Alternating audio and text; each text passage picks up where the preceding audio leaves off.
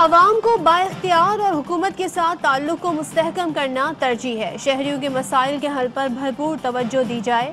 अफसरान और मुताल्लिकीन के लिए जजा और सज़ा का निज़ाम राइज किया जाए। इस हवाले से किसी किस्म की गफलत बरतने की शिकायत न हो। वज़ीर आज़म की हुकाम को हिदायत। कहा, कब्जा माफिया के खिलाफ एक्शन से मीडिया के जरिए अवाम को आगाह रखा जाए।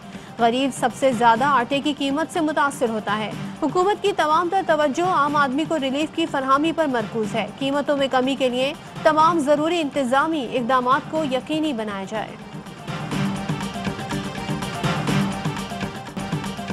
इस्तीफों की लाइन या फिर एक और डेडलाइन, फैसले के लिए पीडीएम क़यादत ने सर जोड़ लिए। लॉन्ग मार्च और तहरीके अदम एतमाद का मामला भी ज़ेरे गौर। मरियम नवाज कहती हैं, इस्तीफों और तहरीके अदम एतमाद का फैसला पीडीएम करेगी।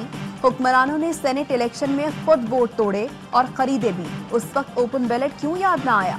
मौलाना फजलुर रहमान बोले, हुक्मरान जमात के मेंबरान का अपनी पार्टी पर एतमाद नहीं रहा, इसलिए ओपन बैलेट याद आया।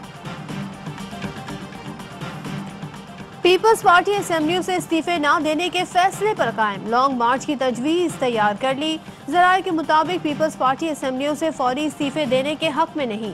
इजलास में इस्तीफों से कबल लॉन्ग मार्च पर इत्तेफाक किया। ज़रूरत पड़ने पर अदम एतमाद और इस्तीफों का ऑप्शन इस्तेमाल किया जाएगा। पीपल्स पार्टी ने लॉन्ग मार्च को सेनेट इंतखाबात तक इल्तिवा में रखने की तजवीज़ भी तैयार कर ली। वज़ीर आज़म के खिलाफ तहरीक अदम एतमाद पर तनकीद और मुखालिफ बयानात को मुस्तरद कर दिया। कौमी असम्बली में दूसरे रोज भी शोर शराबा। अरकान मुसलसल डेस्क और सीटियां बजाते रहे। स्पीकर डायस का घेराव भी किया। असद उमर की तकरीर के दौरान हुकूमती और अपोजिशन अरकान में लड़ाई। अताउल्लाह खान और आलमगीर खान ने अपोजिशन अरकान को धक्के दिए। धक्कम पेल में अताउल्लाह खान डायस की सीढ़ियों से फिसल गए। राजा परवेज अशरफ की तकरीर के दौरान स्पीकर डायस के अतराफ गार्ड्स खड़े कर दिए गए। शोर शराबे पर शाह महमूद कुरैशी अपोजिशन पर बरहम। कहा, रवैया ऐसा होगा तो हाउस नहीं चलेगा। बहुत बर्दाश्त और लिहाज कर लिया, बात करनी है तो सुनना भी पड़ेगी। मुराद सईद कहते हैं, नवाज शरीफ कह रहा है मेरी करप्शन बचाओ और एनआरओ के लिए दबाव बढ़ाओ।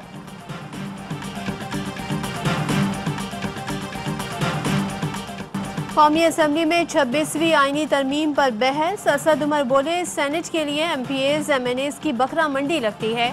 जहां मेंबरान अपना ज़मीर बेच दें, वहां जमहूरियत की फतह कैसे हो सकती है। इन लोगों ने जनरल आसिफ नवाज को रिश्वत देने की कोशिश की थी, नाकाम हुए तो भारतीय प्रोपेगेंडे का हिस्सा बने। फवाद चौधरी कहते हैं, इनको नहीं मालूम कि आईनी तरमीम क्या होती है। कुछ ऐसे लोग भी हैं जो रिक्शे चलाते हैं और ऐवान में पहुंच गए। शाह महमूद कुरैशी का कहना था, सेनेट में चोर चाहिए या पाकिस्तान का दिफा करने वाले। अक्सरियत न होने के बावजूद अपोजिशन को बेनकाब करने के लिए तरमीम लाए।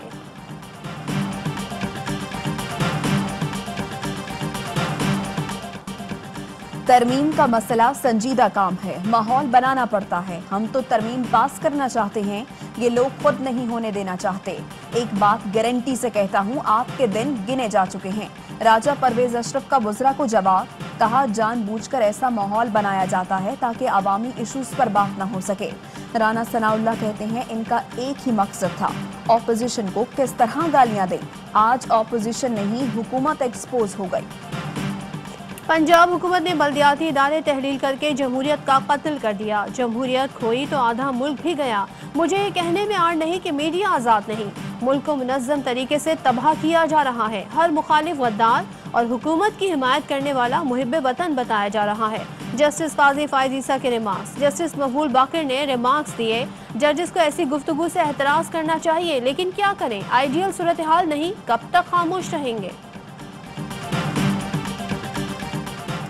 पाकिस्तान ने भारत के साथ मुज़ाकरात से कभी इनकार नहीं किया। समझते हैं तमाम तनाज़ात का हल पुरअमन तरीके से मुमकिन है। जब तक भारत मकबूजा कश्मीर से तमाम इक़दामात वापस नहीं लेता, उस वक्त तक बात मुमकिन नहीं। तर्जुमान दफ्तर खारिजा कहते हैं, भारत दहशतगर्दी के लिए फंडिंग समेत हर किस्म की कार्रवाइयों में मुलव्वस है। अक़वाम मुत्तहिदा और आलमी बरादरी से डोसियर शेयर कर चुके, भारत को हर सतह पर बेनकाब करते रहेंगे। भारत ने किस तरह गिलगित के नौजवानों को वरगलाने की कोशिश की, जहरीले प्रोपेगेंडे का भांडा फूट गया। भारतीय आलाकार की कॉल रिकॉर्डिंग मंजर आम पर आ गई। भारतीय मजमूम अज़ाइम बेनकाब करने पर मेहदी शाह रिजवी की जान को खतरा है। रिश्तेदारों की इस्लामाबाद में प्रेस कॉन्फ्रेंस, कहा रॉ एजेंट और सहूलतकार गिलगित के अवाम को गुमराह करना चाहते हैं। सियासी रहनुमाओं तालिब इल्मों से रब्ता करके लालच दिए जाते हैं। डिसइंफोलैब रिपोर्ट के अलावा दीगर 20 पर्दा नशीनों के सबूत मौजूद हैं।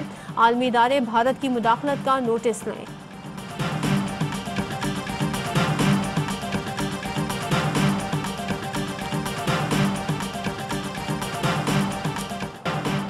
क्रिकेट शायकीन के लिए खुशखबरी। एनसीओसी ने पीएसएल ग्रुप मैचेस में 20% तमाशाइयों के ग्राउंड आने की इजाजत दे दी। ग्राउंड में हेल्थ गाइडलाइंस पर सख्ती से अमल दरामद यकीनी बनाना होगा। पीसीबी ने पीएसएल टिकटों पर इजलास कल तलब कर लिया। फरोख्त और कीमतों का फैसला किया जाएगा। शायकीन की तादाद 50% करने की इजाजत मांगी जाएगी।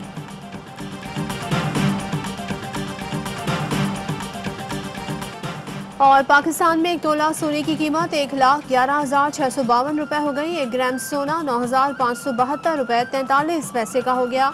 1 मिलीग्राम सोने की कीमत 9 रुपए 57 पैसे हो गई। मुत्तहिदा अरब अमीरात में 1 मिलीग्राम सोना 21 फिल्स का है। अस्सलामुअलैकुम, ARY न्यूज़ के साथ मैं हूँ महनूद नदी। मैं हूँ सदफ अब्दुल जब्बार। हेडलाइंस आपने जानी, खबरों की डिटेल इस ब्रेक के बाद।